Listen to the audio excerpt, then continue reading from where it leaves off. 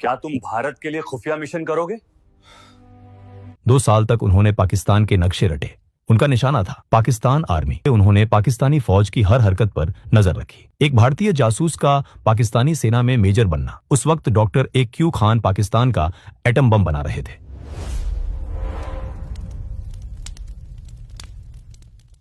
कल्पना कीजिए एक ऐसे आदमी की जो एक साथ 2 जिंदगियां जी रहा था।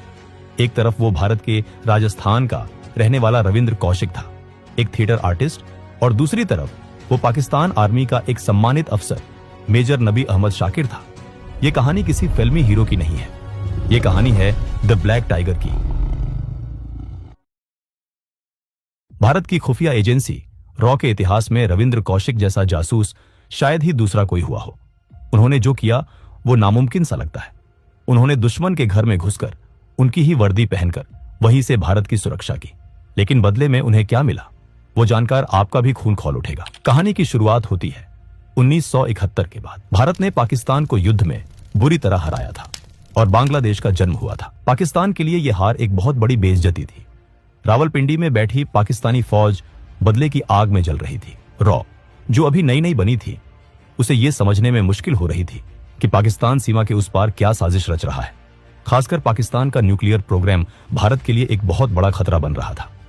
भारतीय खुफिया एजेंसियों को समझ आ गया था कि अगर पाकिस्तान के इरादों को जानना है तो हमें वहां कोई अपना आदमी भेजना होगा, एक डीप कवर एजेंट। और इसी तलाश ने रॉ को पहुंचाया राजस्थान के श्रीगंगानगर में। रविंद्र कौशिक का जन्म 1952 में श्रीगंगानगर में हुआ था। यह शहर पाकिस्तान बॉर्डर के बिल्कुल पास है। बचपन से ही रविंद्र ने बॉर्डर की टेंशन, फौज की आवाजाही और जंग का माहौल देखा था। उनके पिता इंडियन एयर फोर्स में थे, इसलिए देशभक्ति उनके खून में थी। लेकिन रविंद्र फौज चाहते थे, वो तो एक कलाकार थे। 1973 में वो लखनऊ में एक नाटक कर रहे थे। उस नाटक में उन्होंने एक ऐसे भारतीय फौजी का रोल किया था जिसे चीन की आर्मी पकड़ लेती है। नाटक में दिखाया गया था कि कैसे वो फौजी टॉर्चर सहने के बावजूद अपने देश के राज नहीं खोलता। किस्मत देखिए, उस हॉल में कुछ ऐसे लोग बैठे थे जो ताली बजाने नहीं बल्कि टैलेंट ढूंढने आए थे। वो रॉ के अफसर थे। उन्होंने देखा कि रविंद्र के अंदर एक अलग ही काबिलियत है। वो स्टेज पर रोते थे तो असली आंसू आते थे, गुस्सा करते थे तो आंखें लाल हो जाती थी। जासूसी की दुनिया में इसे इमोशनल सेगमेंटेशन कहते हैं। नाटक खत्म होने के बाद उन्हें बैक स्टेज अप्रोच किया गया। क्या तुम भारत के लिए खुफिया मिशन करोगे? रविंद्र कौशिक शुरू से ही देश के लिए कुछ बड़ा करना चाहते थे, इसलिए बिना सोचे उन्होंने तुरंत हाँ कर दिया। उनसे कहा गया कि उन्हें दिल्ली आना होगा। इसके बाद वो अपने घर पर नौकरी का बहाना देकर दिल्ली चले गए। दिल्ली में रविंद्र कौशिक की असली ट्रेनिंग शुरू हुई। उनका नाम रखा गया नबी अहमद शाकिर। उन्हें उर्दू सिखाई गई। सबसे मुश्किल काम था धार्मिक तौर पर ढलना।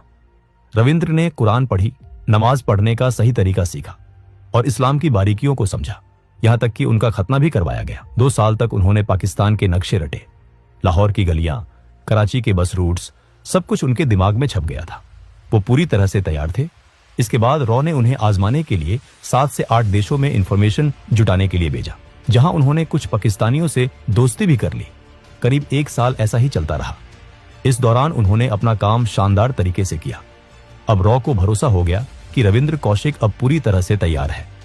1975 में 23 साल की उम्र में रविंद्र कौशिक ने बॉर्डर पार किया। वो पाकिस्तान पहुंच गए। सबसे पहले उन्होंने वहां अपनी पहचान पक्की करने के लिए कराची यूनिवर्सिटी में एडमिशन लिया। उन्होंने लॉ की पढ़ाई शुरू की। उन्होंने अपनी डिग्री पूरी की और सिर्फ पास नहीं हुए बल्कि अच्छे नंबर लाए।